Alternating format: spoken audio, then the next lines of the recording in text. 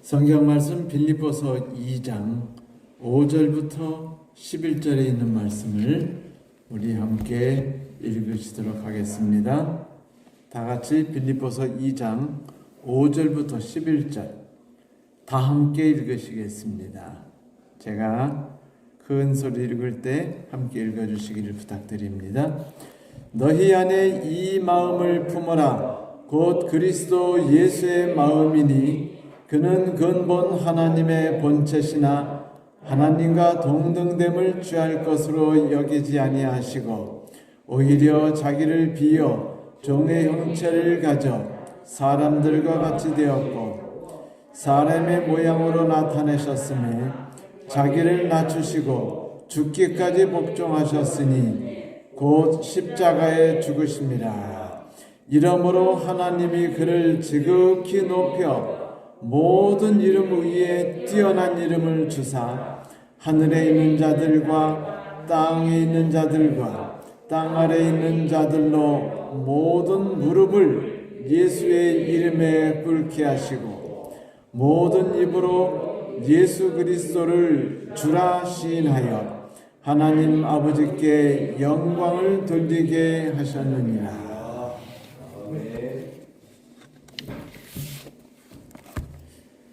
어떤 분들은 궁금해 하십니다. 왜 하나님이 이 땅에, 우리가 사는 이 땅, 지금 이곳에 천국을 내려주지 않으시고 우리가 죽은 뒤에 먼 미래 예수님께서 영광 중에 재림하신 뒤에야 진정한 천국을 우리에게 베풀어 주실까? 거기에는 아마도 많은 이유와 목적이 있을 것입니다. 그런데 제가 오늘 그 많은 이유 중에 드리고 싶은 말씀이 있다면 어쩌면 그 이유는 우리가 이 땅에서 본능적으로 가지고 있는 정신과 천국에서 우리가 행하고 만끽하며 즐기는 정신과 서로 간에 충돌하고 이 정신이 천국을 파괴하기 때문이라고 생각합니다. 사실 우리가 그리스도인으로서 침례를 받고 이 땅에서 그리스도인으로 살아가고 있지만 만일 우리가 지금 이 신앙 상태로 하늘에 올라간다면 하늘은 또다시 타락한 곳이 될 거예요.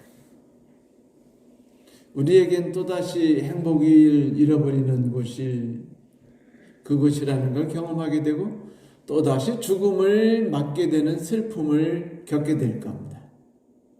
결국은 하늘이 우리에게 또다시 온다 할지라도 우리가 이 땅에서 갖고 있는 모든 정신과 삶의 방법들을 완전히 해결하지 않으면 안 되는 것이죠. 결국은 둘 중에 하나예요. 해결된 분만 가든지 아니면 우리들이 다 해결을 하든지 이겠죠. 물론 우리는 이 땅에서 하나님의 자비와 그분의 은혜를 많이 경험합니다. 그분이 우리에게 얼마나 긍휼하심을 베푸시는지 우리는 잘 알죠. 그래서 하루가 기쁘고 하루의 삶에 새로운 힘을 얻습니다. 하지만 여전히 우리가 육신을 갖고 있는 사람이기 때문에 바울이 고통스러워했던 가졌던 번민, 그 번민을 우리도 여전히 경험하게 돼요. 그는 말했죠. 오라 나는 곤고한 사람이로다. 누가 나를 이 사망의 몸에서 건져낼 수 있으랴 라고 말했지 않습니까? 결국 바울의 모든 삶의 목적은 단 하나였어요. 하나님이 만나고 하나님이 자신의 삶에서 주인이 되어주셔서 자기의 모든 죽음과 관련된 육체와 관련된 모든 것들을 완전히 재해내는 것이었죠. 다시 말해서 세술은 세부대라고 예수님이 말씀하셨듯이 새로운 생각과 새로운 정신과 새로운 삶의 방법과 습관만이 우리가 하늘에 가지고 들어갈 수 있는 유일한 것이 되어야만 합니다. 그렇지 않으면 하늘은 또다시 하늘이 아니고 또다시 지옥이 될 테니까요. 그래서 빌립보서 2장 5절부터 8절까지 그 이야기를 해주는 겁니다. 그러면 이 땅에서 우리는 무엇을 바라고 무엇을 꿈꾸며 살아가느냐? 1장에서는 빌립보 1장에서는 오직 그리스도가 내 삶의 목적이라고 말하지 않았습니까? 그런데 이제 2절에서는 우리가 서로 하나 되는 것이 삶의 목적이라고 말하고 있어요. 하루하루 살아가는 모든 삶, 그리고 살아가는 삶이 꿈꾸는 모든 목적들, 그것들이 예외 없이 하나로 귀결되는데, 환경에 있어서는 그리스도가 우리의 삶의 목적이 되므로 어떤 환경 속에서도 우리가 이겨낼 힘을 얻지만, 사람과 사람의 부딪힘 속에서는 그 모든 것을 해결하는 방법은 그리스도의 마음을 품는 거라는 것이에요.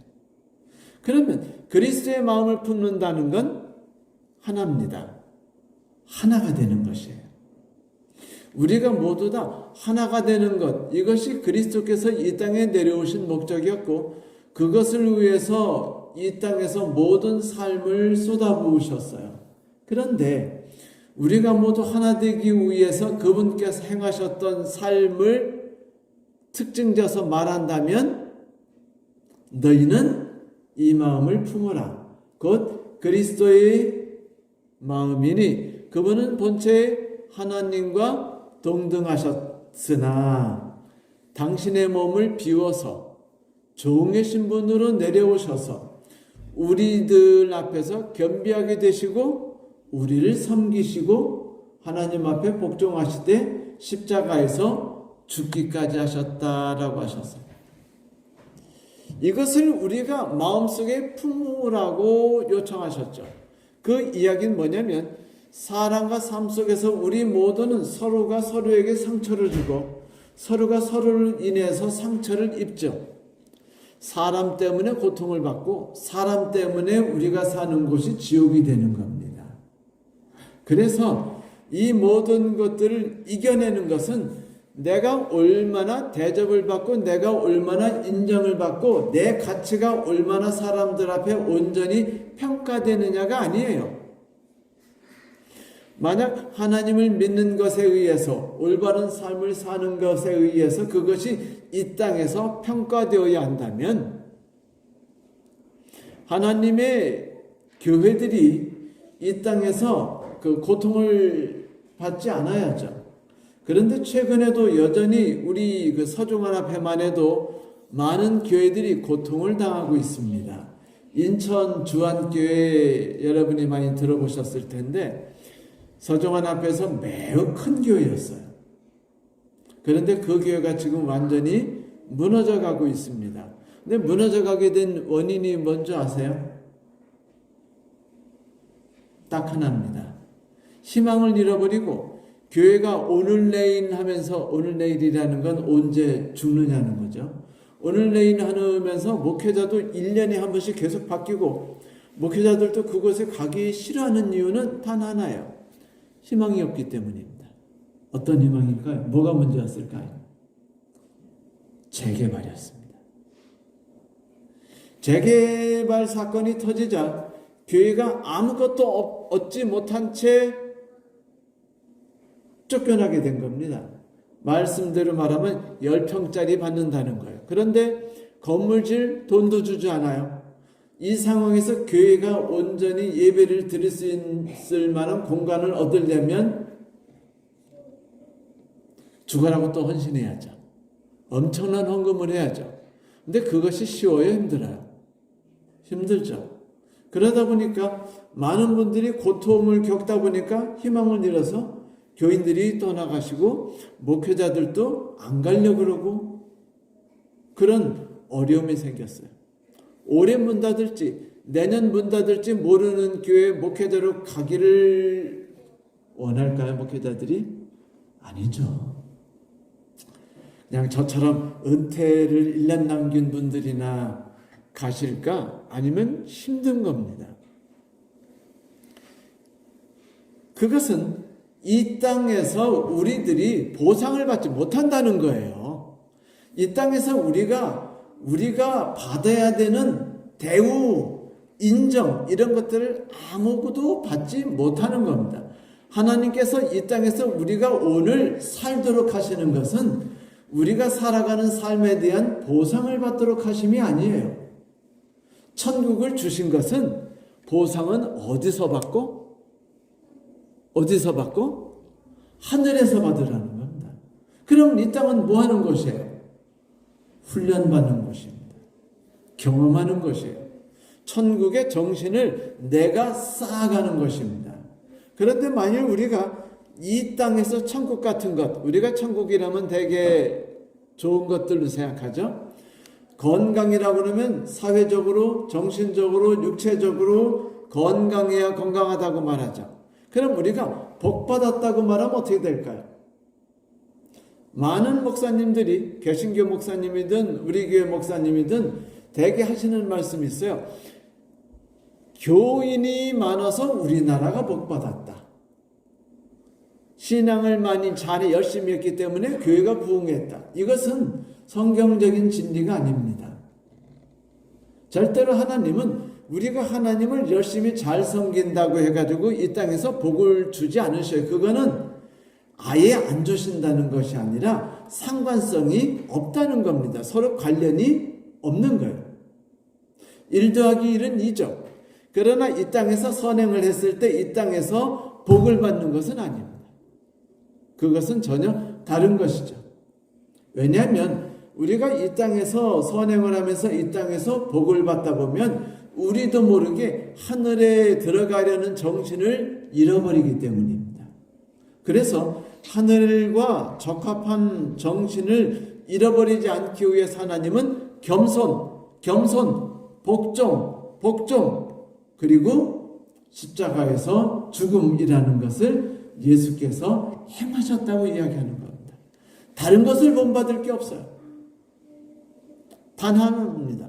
우리가 바라보고 우리가 꿈꿔야 되는 것은 어떻게 하면 내가 예수 그리스도의 삶을 본받을 수 있을까? 그 마음을 내 마음에 둘까를 생각해야죠. 그래요. 우리가 추구하는 것은 영광입니다. 그러나 이 세상에서의 영광이 아니라 저 하늘에서의 영광이에요. 자, 이 세상에서 영광을 추구한다는 건 뭡니까? 겸손을 추구하지 않는다는 겁니다. 이 세상에서 영광을 취한다는 건 이 세상에서 내 가치가 인정받는 거예요. 이 세상에서 내가 인정받는 겁니다. 이 세상에서 내가 대우를 받는 거예요. 이 세상에서 나의 삶이 평안해지고 부흥하고 잘 되는 것이에요. 그것이 우리가 생각할 때 복받는 것이죠. 그러나 성경은 그 사도 바울은 빌립보 2장 5절부터 8절을 통해서 그것이 아니란 말이야 라고 말하고 있어요. 내가 너희들에게 부탁하는 건 이 세상에서 너희가 얻을 영광이 아니야. 그 영광은 어떤 영광이라 할지라도 헛된 영광이야. 너희들에게 내가 진정한 영광을 줄 거야.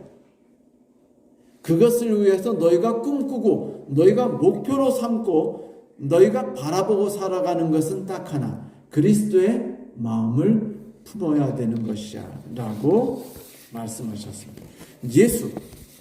예수께서 어떻게 하셨어요? 자기를 비우셨습니다. 예수께서는 이 땅에서 당신이 행하신 모든 것에 대한 결과를 거두지 못하고 떠나셨어요. 아시죠? 십자가에 달려 돌아가실 때까지 제자들 중에 제대로 회개한 제자들이 있었나요? 3년 반 동안 예수님과 함께 살아갔지만 그들 중에 성령을 경험하고 죽은 사람은 살리지 못해도 병자를 고치고 귀신을 내쫓던 제자들이 하나같이 귀신은 내쫓았을지언정 그리스도를 닮아가는 일은 다 실패했습니다. 예수께서는 당신이 3년 동안 제자들을 가르친 것에 대한 어떤 보상을 받지 못하셨어요. 그 결과 열매를 거두지 못하셨습니다. 그런데도 그분은 끝까지 뭐 하셨어요? 내가 할 일은 보상받는 것이 아니라 그저 섬기는 것이다. 또 섬기는 것이다. 그리고 자기를 비우는 것. 그러니까 비우는 게 필요한 거예요. 비운다는 게 뭐예요? 내가 마음 비웠어 라고 말하면 그게 되게 무슨 뜻이에요? 어머니가 혹은 어머니께서 이렇게 말씀하시는 거는 포기했다는 거죠. 대접받길 포기하고 기대하는 것을 포기했다고 말할 때 비웠다라는 말로 표현합니다. 예수께서 그렇게 비우셨어요. 어떤 것도 기대할 수 없었습니다. 그래서 어떤 것도 기대하지 않으셨어요. 그래서 그분은 33년간의 생애를 사시면서 언제나 마음속에 세 가지만 담으셨습니다. 종이 되는 것, 비우는 것, 복종해서 십자가에 죽기까지 하는 것. 그 외에는 어떤 것도 꿈꾸지 않고 어떤 것도 기대하지 않으셨으며 어떤 것도 바라지 않으셨습니다. 이거 힘들어요? 쉬워요? 힘들죠. 그래서 9절에 5절부터 8절까지 딱 듣고 나면 모두 다가 입이 딱 벌어지며 황당해져요. 아니 이거를 우리가 어떻게 행할 수 있단 말이야? 이게 인간이 할 수 있는 거야? 과연 예수께서 그렇게 하시고 얻은 결과가 뭐야? 보람은 있으셨을까? 라고 생각할 때 2장 9절 시작할 때 이렇게 시작해요. 첫 절이 뭐라고 시작하죠? 이러므로 하나님이 그를 지극히 높여 모든 이름 위에 뛰어난 이름을 주사 하늘에 있는 자들과 땅에 있는 자들과 땅 아래에 있는 자들로 모든 무릎을 예수의 이름에 꿇게 하시고 모든 입으로 예수를 주라 시인하여 하나님 아버지께 영광을 돌리게 하셨느니라. 빌립보 2장 9절은요. 그러므로라고 시작하고 있어요. 이러므로 영어로는 therefore입니다. 자, 이 단어를 보는 순간에 무슨 말이 생각나요? 앞에 있는 절이 생각나는 겁니다. 자, 예수님이 헌신하셨어요. 예수님이 십자가에 달려 돌아가셨습니다. 예수님이 자기를 비우셨어요. 예수님이 모든 것을 포기하고 종이 되셨습니다. 그게 그 삶의 전부였어요. 대가를 바라지 않으셨어요. 인정받기를 바라지 않으셨어요. 자기 일에 결실도 바라지 않으셨습니다. 그저 섬겼어요. 그저 비웠습니다. 그저 복종하셨어요. 그러면 그런 삶이 가치가 있는가라고 우리가 물을 수 있을까요? 없을까요? 요즘 그 유튜브에 보면은 뭐 사람 관계에 대한 그런 뭐 책을 읽거나 강의하는 게 되게 많은데 그 거의 다 모든 내용이 예외 없이 무슨 내용인지 아세요? 첫째, 너는 존중받아야 된다. 첫째, 두 번째, 네 가치는 무시당하면 안 된다. 사람들이 너를 함부로 대하지 않도록 해라. 다 이런 내용이에요. 그 외의 내용이 거의 없습니다. 이게 가장 가치 있고 멋있게 사는 방법이라고 세상은 가르치고 있어요. 이것이 세상의 정신입니다. 그런데 예수 그리스도께서는 그런 이야기를 한 번도 하지 않으셔요. 왜? 이것은 인간을 죽게 만드는 암과 같은 무서운 존재였기 때문에. 그러면 보상이 없느냐 이거예요. 있다는 것이에요. 이러므로 예수께서 그런 일을 행하셨으니까 행한 건 누가 했어요? 마음 비운 건 누가 비우셨어요? 예수님이. 종이 된 건 누가 종이 되셨어요? 예수님이. 섬긴 건 누가 섬기셨어요? 예수님이. 그러면 이분에 대한 보상은 하늘에 있다고 말하는 거예요. 이러므로 그분이 돌아가신 뒤에 하늘에 가셨을 때 이제는 누가 일을 하시냐면 하나님께서 등장하시는 거예요. 누가 등장하신다고요? 하나님이 등장하십니다. 이 땅에 있었을 땐 예수께서 그저 겸손하고 그저 희생하고 그저 끝까지 용서하고 그저 또 속아주고 이해해주고 종처럼 사시고 자기의 권리를 주장하지 않고 자기의 권리를 꿈꾸지도 않고 사셨을 때 이러므로 하나님이 그를 지극히 높여라고 말씀하셨습니다. 뭐라고요? 지극히 높여. 히브리 12장 2절에는 이런 말씀이 있죠. 그는 그 앞에 있는 기쁨을 위하여 십자가를 참으사 부끄러움을 개의치 아니하시더니 하나님 보좌 우편에 앉으셨느니라. 사람들은 그분을 십자가에 못 박았습니다. 사람들은 그분을 저주했어요. 사람들은 그분을 강제로 무덤에 집어넣고 돌로 막아버렸습니다. 네 삶은 영원히 저주로 끝나기를 우리는 바래. 이것이 세상 사람들이 예수님께 하는 행동이었어요. 사실은요, 세상 사람들이 우리들에게 대하는 태도도 똑같습니다. 예수께서 뭐라 하셨죠? 그들이 나에게도 그렇게 했거늘 하물며 너희에게는 당연히 그렇게 하지 않겠느냐라고 말씀하지 않으셨습니까? 그러나 그것이 예수님에 관한 이야기가 끝이 아니라는 거예요. 그러므로가 그 다음에 붙어 있습니다. 그러므로라는 이야기는 지금 바울이 기쁨이 얼마나 대단한지를 보여주고 있어요. 그러므로 예수께서 그 모든 일을 행하셨으므로 이제 하늘에서 하나님께서 그 모든 수고와 삶에 대한 퍼붓는 모든 보상을 부어주시겠다. 이름을 지극히 높여줄 것이며 하늘 위와 땅과 땅 아래에 있는 모든 존재들이 그분 앞에서 무릎을 꿇을 것이다 라고 말씀하셨습니다. 그분에게 새 이름을 주셨다고 그랬어요. 지극히 높은 이름을 주셨다고 말했습니다. 이것은 그분의 삶이 이 땅에서 볼 때는 허망했을지 모르지만 이 땅은 결국은 우리가 기대거나 꿈꾸거나 목표로 두는 삶이 아니라는 것을 예수께서 보여주셨다는 걸 우리는 배우는 것이죠. 예수께서는 그 모든 결과를 하늘에 올라가셔서 맛보게 되신 것입니다. 이 땅에서 그분이 얻은 건 하나예요. 하나 되는 겁니다. 그분이 하나님과 하나 됐고 그분이 우리와 하나 되는 것을 경험하셨어요. 뭐로? 겸손함으로, 섬김으로, 종이됨으로, 죽음으로, 복종함으로. 그것을 그분이 우리에게 요구하시죠. 그런데 이것이 정말 힘들어요. 사람들은 생각합니다. 내가 가는 길이 과연 옳은가? 이 선택이 과연 제대로 하는 선택인가? 왜냐하면 항상 이용당하는 삶이며 그 다음에 섬겨야 되는 삶이며 용서를 내주면 그것을 또 이용하는 삶이기 때문에 우리의 삶은 언제나 바보 같은 삶이 되어버리고 어리석은 사람의 삶같이 되어 그 길이 보상도 이 땅에 보이지 않습니다. 그래서 나의 삶이 점점 전진해 나가는 건지 성장해 나가는 건지 번성해 나가는 건지에 대한 어떤 징후도 볼 수 없어요.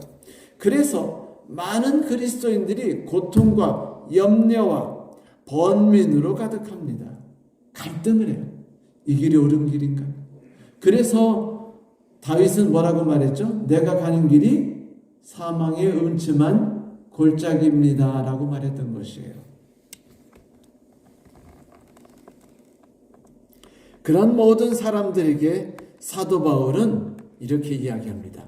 그러므로 하나님께서 이제 등장하셔서 예수님에게 그 모든 축복들을 베풀어 주셨다.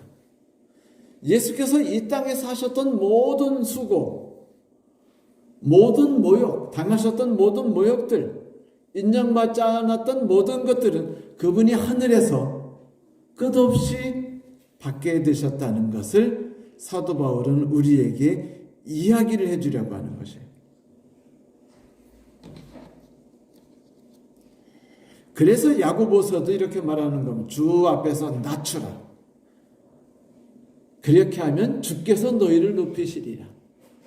그러니까 내가 한 행동에 의해서 그 다른 사람에게 내가 대가를 받는 것이 아니라 내가 한 행동에 대해서는 하나님께서 갚아주신다는 거예요. 하늘에서.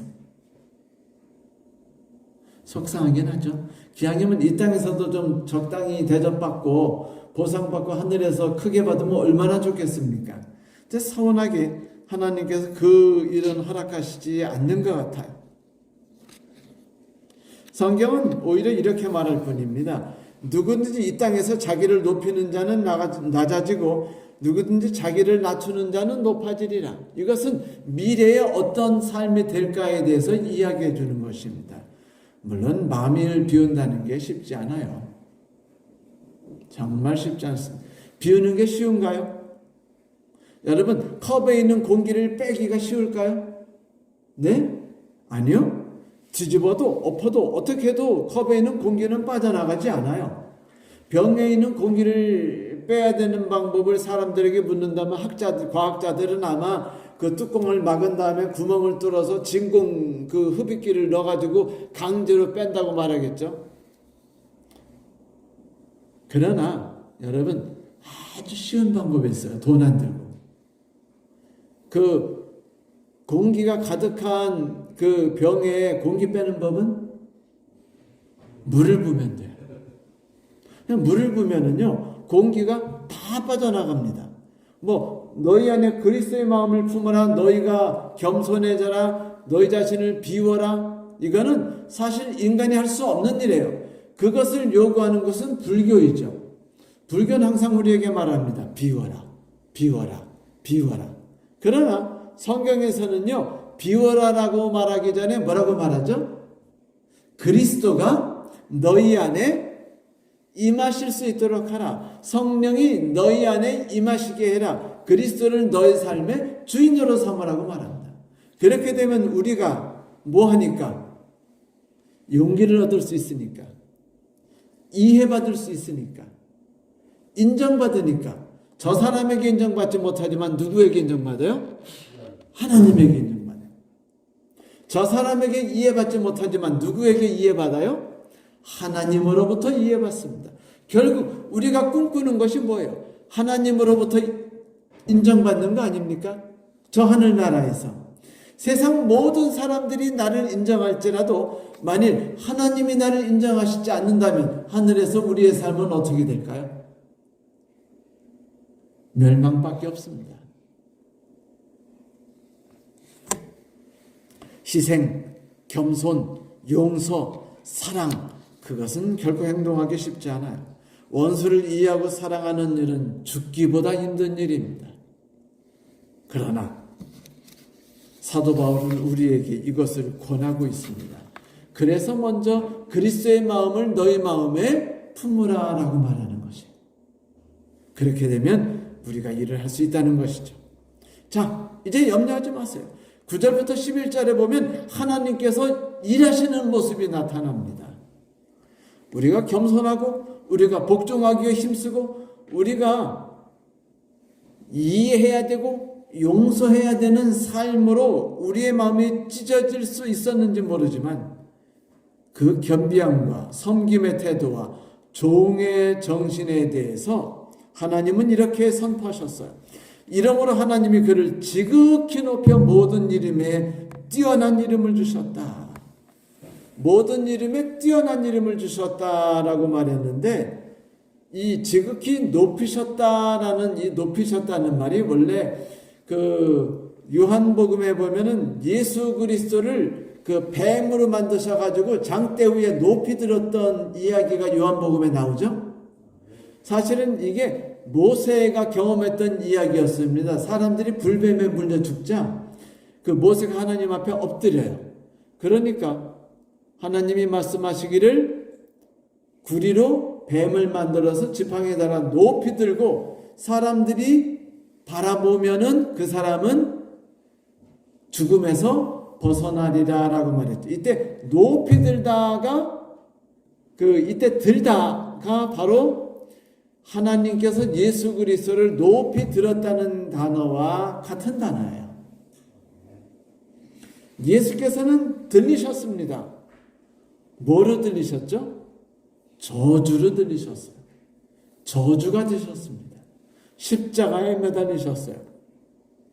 십자가 앞에 있는 모든 사람들이 예수를 저주하셨습니다. 그러나 예수께서 하신 모든 삶에 대해서 예수께서 보상받으려고 하지 않더라도 하나님이 하늘에서 예수님에 대해서 모든 보상을 다 주시는데, 첫째, 그분은 지극히 높은 곳에 올려주셨어요. 뛰어난 이름을 주셨습니다. 새로운 이름을 주셨다는 것이죠. 그것이 바로 주였습니다. 모든 것의 주인이었습니다. 만물의 주인이시며 모든 사람들의 주인이셨죠.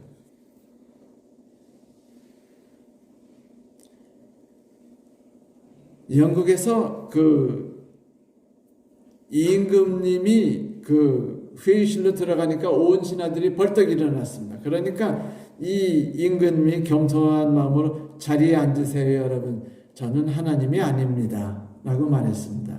그러니까 어떤 분이 임금님에게 말씀하시기를, 폐하, 당신은 하나님이 아니십니다. 만약 하나님이시라면 저희들이 무릎을 꿇고 엎드려 있을 것입니다. 라고 말했습니다. 이것이 뛰어난 일이에요. 이 땅에서 사람들은 그를 보고 일어나서 숭앙하는 손짓을 할지 모르지만 하나님께서는 겸손하셨기 때문에, 종이 되셨기 때문에 하나님께서 예수 그리스도를 겸손하고 종이 되신 일을 모든 이름 위에 올려주시고 만왕의 왕이시여 만주의 주로 높여주셨어요. 그게 우리가 받을 이름입니다. 그게 우리가 받을 권리예요. 그래서 우리는 오늘 살아가는데 용기를 얻을 수 있습니다. 그런데 이것은 심판이기도 합니다. 성도 여러분, 이 땅의 삶은 아무리 길어도 120년 이상 지금 우리가 갈 수 없죠. 결국은 이 땅의 삶은 속히 날아가요. 모세가 말하지 않았습니까? 신속히 날아가나이다 라고 말하지 않았습니까? 이 생의 삶이 세어보니까 허무합니다 라고 말하지 않았습니까? 네, 이 땅의 삶은 허무한 거예요. 이 땅에 너무 의지하지 마세요. 이 땅에서 그냥 종으로 사세요. 이 땅에서 섬기세요. 이 땅에서는 그저 여러분 자신을 비우십시오. 그리스도가 우리 안에 있게 하세요. 그러면 심판의 때가 오면 모든 삶은 바뀌게 될 것입니다. 우리는 하나님 앞에서 인정받게 될 것이에요. 이 땅에서 인정받는 자는 하늘에서 인정받지 못해요. 이 땅에서 대접받는 자는 하늘에서 대접받지 못합니다. 이 땅에서 섬김을 받는 자는 하늘에서 섬김을 받지 못해요. 이 땅에서 종이 되지 못한 자는 하늘에서 주인이 되지 못합니다. 모든 것은 반대로 이루어질 테니까요. 마차가 있었는데 말이 갑자기 미친 듯이 막 날뛰면서 달려가는데 마차, 뚜껑이 없는 마차였는데 아이가 거기서 막 덕덕거리니까 넘어지게 돼가지고 막 손으로 잡고 땅이 막 끌리게 됐었어요. 그 아이가 위험해지는 상태에 있었는데 그 이유는 말이 무섭게 달리기 시작했기 때문이었습니다. 그때 지나가던 어떤 사람이 목숨을 내걸고 말에게 가서 고삐를 확 채가지고 잡아챘습니다. 말을. 그래서 말이 멈췄어요. 아이는 죽음에서 구원을 받았죠. 근데 이 아이가 그렇게 이제 도움을 받았던 뒤에 10년이라는 그 삶을 살아가면서 인생을 막 살았어요. 막 살아가지고 어느 날 재판정에 서게 됐습니다. 재판장에 서서 재판관을 재판받으면 재판관을 바라보다 보니까 그분이 자기가 아는 분인 거예요. 누구냐면은 옛날 자기가 그 마차에서 쿵쿵거리면서 죽을 뻔할 때 그 목숨을 걸고 말고뼈를 잡아준 분이었습니다. 자기를 살려준 분. 그래서 재판장님 저 아시죠? 라고 말했더니 옛날에 저 살려주신 분입니다 라고 말했어요. 그리고 이 청년이 말했습니다. 이번에도 한 번만 그때처럼 저를 살려주십시오. 그랬더니 이 재판관이 뭐라고 대답했는지 아십니까? 그때 나는 재판관이 아니고 구원자로서 내게 다가왔지만 지금은 나는 구원자가 아니라 재판자일 뿐이야. 그리고서 사형 선고를 내렸어요. 그 아이에게, 그 청년에게. 이것은 우리에게 뭘 뜻하냐면 예수 그리스도께서 우리를 구원하시고 우리를 신앙 안에서 성장시키는 모든 삶을 위해 당신의 삶을 몽땅 비우셨어요. 몽땅 들이셨습니다. 종으로 모든 것을 섬기셨어요. 하지만 심판의 때가 다오는 날 그분은 더 이상 우리 앞에서 종이 아니십니다. 그분은 더 이상 우리 앞에 섬기는 자가 아니에요. 그분은 이제 하나님에 의해서 드높은 이름을 받으셨으며 만함의 왕이요 만주의 주가 되셨고 심판자가 되셨습니다. 그분은 우리를 구원하는 자로 더 이상 나오지 않을 것이며 우리에게 저주를 받으면서도 마땅하다고 생각하는 자가 더 이상 아니셔요. 그때가 되면 하나님이 그분을 지극히 높은 곳에 올리시사 그분이 우리를 심판하실 것입니다. 여러분, 사도 바울이 우리에게 하는 말씀을 잊지 마십시오. 하나님께서 예수를 살리셨고 하나님께서 영광을 입혀주셨습니다. 그 하나님께서 오늘 우리에게 동일하게 말씀하십니다. 태균아, 네가 이 땅에서 그리스도의 마음을 품고 종으로서 너 자신을 비우고 섬기는 삶으로 너의 삶을 가득히 채우려고 한다면, 힘들다면, 지친다면 그리스도께서 내 안에 들으시도록 해서라도 네가 그렇게 한다면 내가 너를 하늘에서 지극히 높은 곳에 올리고 너에게 새로운 이름을 줄 것이며 너에게 심판자가 되게 할 것이다. 그래서 우리가 하늘에 가서 어떤 자가 되는 겁니까? 왕이요? 제사장이요? 선지자가 되는 것. 그 일이 우리에게 다가올 날이 멀지 않았습니다. 성도 여러분, 겸비한다는 것, 마음을 비운다는 건 죽음보다도 고통스럽고 힘든 일일 수 있어요. 비우려고 애쓰지 마세요. 그 고통스럽습니다. 우리를 위해서 종이 되신 그리스도를 바라보고 그분이 나의 삶을 주관하실 수 있고 그분이 내 곁에 계시는 것을 매일 느끼려고 하십시오. 그러면 우리도 모르게 그리스도의 마음을 품게 될 겁니다. 우리가 이 땅에서 겸비한 자로서 살게 될 거예요. 그 다음엔 하늘에서 하나님께서 우리를 높은 것에 올리시고 새 이름을 주시고 심판자이며 제사장으로 세워주실 것입니다. 하나님께서 우리에게 은혜해 주시기를 바랍니다. 말씀 마치겠습니다.